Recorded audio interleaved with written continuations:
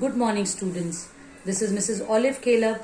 I'll be taking your English language, and the very first topic is the sentence, what they actually are, and different kinds of sentences. A sentence is a group of words that makes complete sense. Once again, I'm repeating. A sentence is a group of words that make complete sense. A sentence is having three important characteristics. First, it expresses a complete thought or idea. For example, fly, the, sky, birds, in, the. Is it also a group of words, but is it conveying any meaning? No. As there is no meaning and no sense, so it is not a sentence. Now, rearranging the same words, we get a meaningful word. The birds fly in the sky. Now we get to know that the birds fly in the sky. As it is conveying the meaning and there is complete sense, it is a sentence. The second very important characteristics of a sentence is that it must have a subject or a predicate. Subject is a noun or a pronoun before a verb, and predicate is a part of a sentence that tells what the subject is doing and what the subject is. Predicate always starts with a verb. Subject is a noun or a pronoun before a verb, and predicate is a part of a sentence that tells what the subject is doing, and it always starts with a verb. For example, there is some catch here. Sometimes the subject is not given but it is understood. For example, put the book there. Here the subject is not given but you is implied subject here.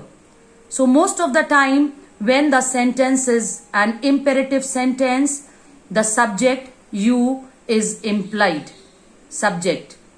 The third characteristics of a sentence is that the meaning of any sentence is different based on different expression. Now this expression may be a statement, a question, a command, or an exclamation. Based on different meaning or thoughts, sentences are mainly divided into four types.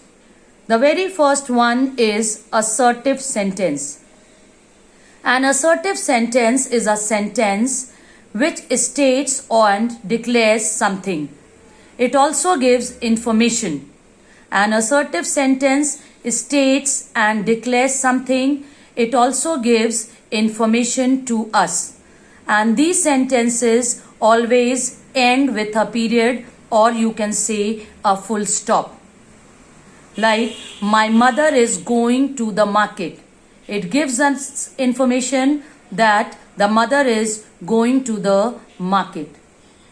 Or, I'm giving you one more example. A dog is man's best friend.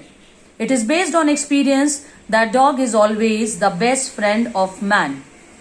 The next example is, the sandwich is very tasty. We are giving an information about the taste of the sandwich. So, an assertive sentence states and declares something.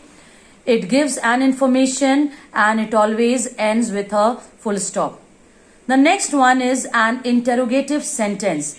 Interrogative sentences are the sentence which asks question and ends with a question mark. They always starts with whose, where, what, how, who, when.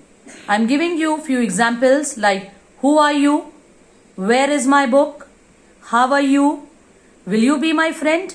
So these are the sentences which ask question and ends with a question mark. So an interrogative sentence is a sentence which asks question and ends with a question mark. The next one is an imperative sentence. Imperative sentence gives command, advice, and they make a request. Example, please shut the door.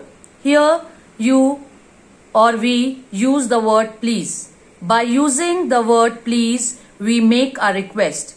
And if we remove the word please, if we say shut the door, it is a command. So the sentence which make a request or gives a command or make an advice like we should not eat junk food or we should follow safety rules.